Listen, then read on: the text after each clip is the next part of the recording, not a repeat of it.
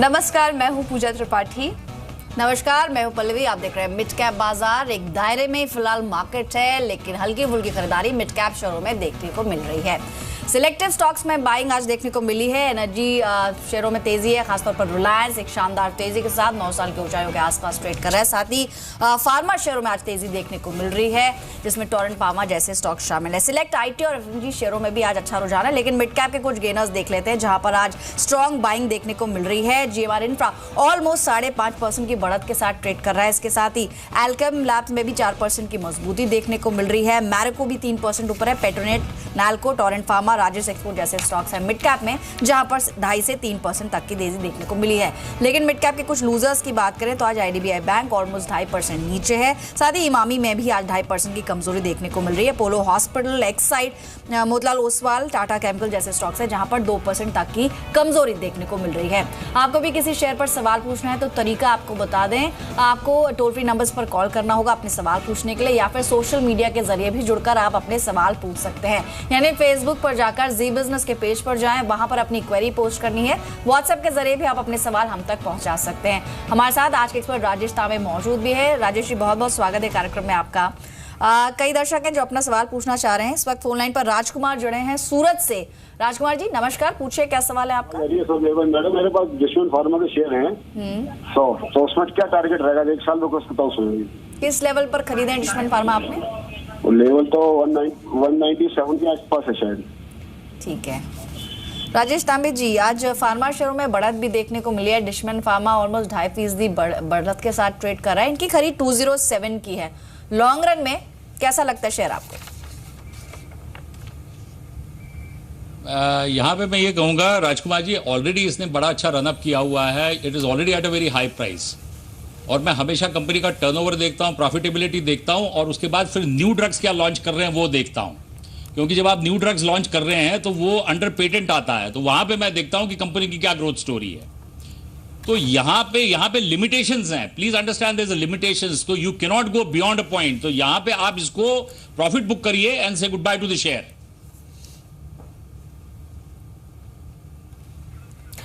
अगले कॉलर हमारे साथ जुड़ रहे हैं हरिद्वार से प्रदीप। प्रदीप पूछिए अपना सवाल।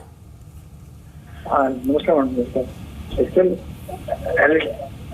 हेलो नमस्कार जी नमस्कार, पूछिए अपना सवाल। 20 शेयर हैं 1850 में, 1 साल से ऊपर हो गया, और वो उसका क्या भविष्य है थोड़ा बता दें प्लीज। जी राजेश जी, इन्होंने एलएनटी में खरीदे 20 शेयर 1850 के भाव पर, और काफी नुकसान भी यहाँ पर इनको झेलना पड़ रहा है। तो क्या राय होगी आपकी? यहाँ पे मैं आपको यही कहूँगा कि अगर जीएमआर इंफ्रा, जीवीके, लैंको ये शेयर्स अगर ऊपर जा सकते हैं तो then you know L&T stands a very good chance. It's one of the best engineering companies in India, और आज की डेट में वर्ल्ड में इस कंपनी का नाम आता है as far as EPC is concern, you know engineering, procurement and construction. और उसके बाद फिर जिस स्पेशलाइज एरियाज में ये काम करते हैं, whether it is refinery, whether it is specialize construction, तो ये तो एक बड़ा मिसमैच है इस कंट्री में कि पिछले 1.5 साल में कि थर्ड रेट शेयर्स खाली एप्रिशिएट हुए हैं and companies like L&T haven't really gone up. तो सबको कहूंगा एलएनटी को होल्ड करके रखें। राइट, फंडामेंटली एक स्ट्रॉन्ग बेट हो सकता है। लंबी अवधि के लिए आप इसमें बने रहें। फोन लाइन पर अब्दुल हैं, पुणे से जुड़े हैं। अब्दुल जी नमस्कार, पूछिए क्या सवाल है आपका। नमस्कार मैडम जी। मेरे पास साउथ इंडियन बैंक के 1300 शेयर है, 19 रुपए में खरीदी है मेरी पर। कब से खरीदा हुआ है, कितना समय हो चुका है? 1.5 महीना हो चुका है। ठीक है, कितना समय और दे पाएंगे इसे? हाँ, और मैं 6 महीना रुकने के लिए तैयार हूँ। ठीक है, ऑलराइट। तांबे जी, साउथ इंडियन बैंक 19 रुपए की खरीद है। इनकी खरीद के आसपास ही है। गिरावट भी इसमें देखने को मिल रही है। आज के सेशन में 1.5% नीचे है। कैसा लगता है फंडामेंटली आपको? क्योंकि अगर हम एक्सपोजर की बात करें तो लिमिटेड रीजन्स में ही इसकी पहुंच है। आपकी सलाह क्या रहेगी अगले 6 महीनों के लिए? Pallavi, there's only one logic which I can give to all the investors of this country जो साउथ इंडिया बैंक पे लगाते हैं। As far as South India Bank is concerned, when a particular share is backed by private equity, और private equity में particularly Chris Capital, और जिसके promoter हैं आशीष Dhawan, I have the highest regard for this man because in fact he is also a great visionary। एक प्रकार के मैं कहूँगा ये भी अपने प्रकार के वॉरेन बुफे हैं, and he has always succeeded in most of the investments what he has done in his private equity। तो यहाँ पे he is one of the biggest investors as far as South India Bank is concerned। तो तो यहां पे this share has to appreciate in times to come. समय दीजिए. I am looking at a price of 60 to 70 rupees for South India bank. चलिए अगला सवाल ले लेते हैं. अगले हमारे साथ जुड़े हैं कामेश, अपना सवाल पूछिए.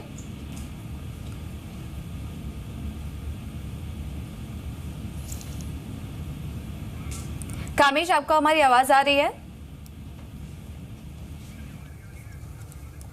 चलिए उनका सवाल हम ले लेते हैं. सवाल हमारे पास आ चुका है. उन्होंने 200 शेयर सन फार्मा के लिए हैं 683 के भाव पर. राजेश जी, इसमें क्या राय होगी? सन फार्मा इन्होंने 200 के भाव पर खरीदा था और इस वक्त 678 ये प्राइस चल रहा है, तो क्या राय होगी सन फार्मा में?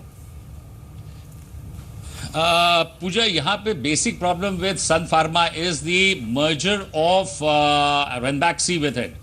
तो यहाँ पे जब आप इसको मर्जर करते हैं तो प्लीज अंडरस्टैंड, इंटीग्रेशन करने में बहुत बड़ा समय लगता है. It is not a very short period of time, क्योंकि जब आप एक बड़ी कंपनी को अपनी कंपनी में मर्ज करते हैं तो there are lots of problems. I am sure in fact Dilip Sanghvi will work out on to it. He is one of the finest entrepreneurs and one of the finest businessmen as far as the pharmaceutical sector is concerned. Continue to hold Sun Pharma. Alright, Sun Pharma में बने रहने की सलाह है. 677 का स्तर आज देखने को मिल रहा है. फोन लाइन पर सुरेंद्र है शिलोंग से. सुरेंद्र जी नमस्कार, पूछिए क्या सवाल है आपका? नमस्कार जी. जी हेलो जी नमस्कार, अपना सवाल बताएं. वेलिस्पन इंडिया 67 पे 1000. 67 पर आपने 1000 शेयर्स ले हुए हैं. कब से खरीदा हुआ है? फिलहाल तो आपको एक अच्छा खासा मुनाफा हो गया है.